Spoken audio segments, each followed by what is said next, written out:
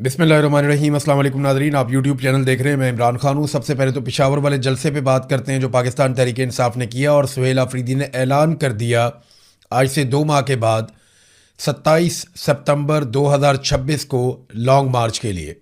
ये क्या हुआ, किस तरह हुआ और इसमें अहम तरीन चीज़ें कौन सी हैं। सबसे पहले आप ये देखें कि सुहेल आफरीदी ने कहा क्या। 27 सितंबर को इस्लामाबाद जाने का तहरीक इंसाफ ने ऐलान किया है और सुहेल आफरीदी ने अपने मुंह से ये ऐलान किया क्योंकि वो वज़ीर आला खैबर पख्तूनख्वा है और इस वक्त पाकिस्तान तहरीक इंसाफ ने सबसे इंपॉर्टेंट ओहदा भी उन्हें दिया है और इमरान खान साहब के हुक्म के ऊपर दिया है। अच्छा, अब इन्होंने ये कहा कि हमारे पास रास्ते बंद हो गए हैं, हमारे पास कोई रास्ता नहीं है, हमने कानूनी रास्ते इख्तियार करके देखा, हमने हर दरवाज़ा खटखटाया, लेकिन इसके बावजूद तमाम रास्ते बंद हो गए। एहतजाज के अलावा अब हमारे पास कोई और ऑप्शन बचा नहीं है और तहरीक इंसाफ ने अपने मुतालबात पेश कर दिए। वज़ीर आला खैबर पख्तूनख्वा ने कहा कि अगर इमरान खान से मुलाकातें शुरू ना हुई, ज़ाती मुआलिज से इलाज ना कराया गया, अदालतों में मुकदमात ना सुने गए, तो 27 सितंबर को इस्लामाबाद का रुख करेंगे। पेशावर मोटरवे के करीब उन्होंने जलसा किया। जलसे की सूरत मैं आपको बता देता हूँ। दावा किया गया था कि 10 लाख लोग आएंगे जलसे में, तो 10 लाख लोग तो बिल्कुल नहीं आए। यानी जितना दावा किया गया था उससे तो बहुत कम लोग थे, लेकिन फिर भी अच्छा खासा जलसा था। पाकिस्तान तहरीक इंसाफ आज भी क्राउड पुलर पार्टी है। बहुत बड़ी तादाद में इमरान खान साहब के नाम के ऊपर लोग निकल कर आते हैं और लोगों को इकट्ठा करने के लिए तहरीक इंसाफ आज भी, यानी इस नुक्ता नज़र से आप देखें तो कोई और पॉलिटिकल पार्टी शॉर्ट नोटिस के ऊपर इतने ज़्यादा लोगों को इकट्ठा नहीं कर पाती जितने बड़े पैमाने पे पाकिस्तान तहरीक इंसाफ के लिए लोग निकल आते हैं। और वो इमरान खान साहब की एक मकबूलियत है और वो उनके मुखालिफिन भी मानते हैं। तो जलसा अच्छा था, तगड़ा था, लेकिन अगर ये कहें कि वो 1 मिलियन लोग इकट्ठा करने में कामयाब हो गए या जो दावे किए गए थे तो उससे तो बहुत कम था। वो दावे जो है वो पूरे नहीं हुए। अब 3 सवालात उठाए जा रहे हैं कि 27 सितंबर यानी 2 महीने बाद की जो तारीख दी है सुहेल आफरीदी ने, क्या वो तारीख दुरुस्त है?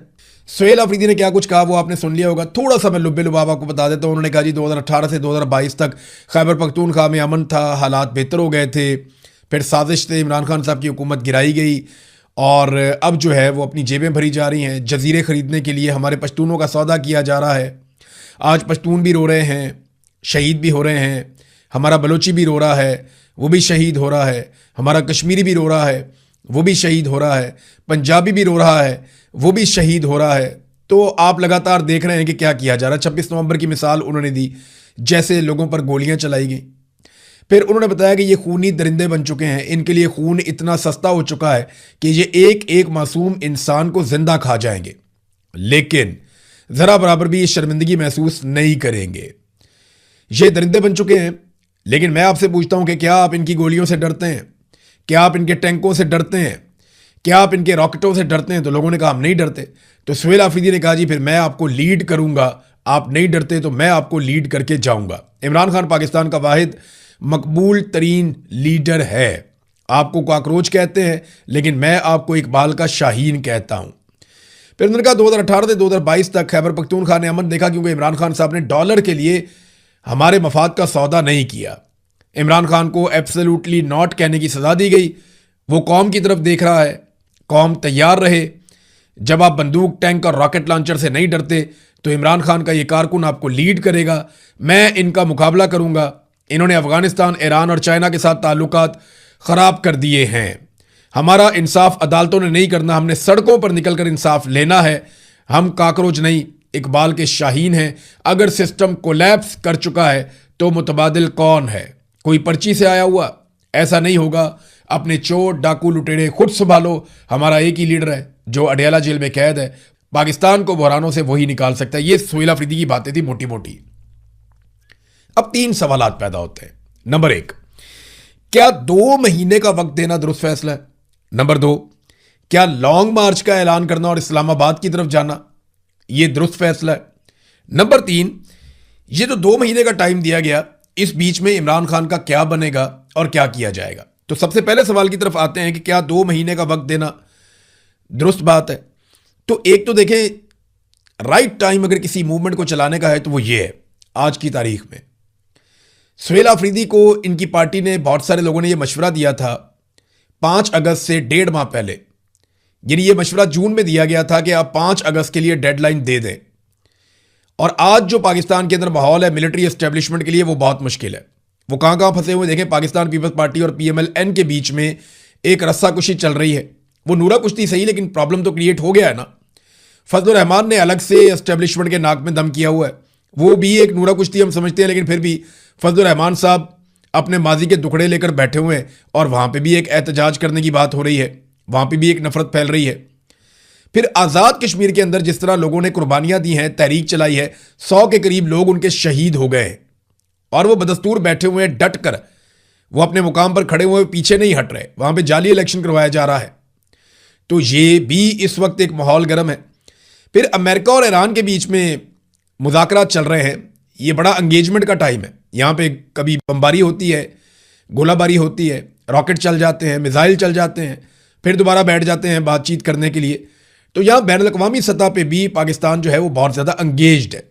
फिर जो पेट्रोलियम मसनूआत की कीमतें हैं या गवर्नेंस की सूरत हाल है, वो भी आपके सामने है कि इस वक्त हुकूमत अपने बदतरीन दौर से गुजर रही है। अगर किसी भी अपोजिशन ने तहरीक चलानी हो तो उसके लिए इससे ज़्यादा साजगार वक्त कोई नहीं होगा, यानी इससे अच्छा वक्त तो उनको कभी नहीं मिलेगा।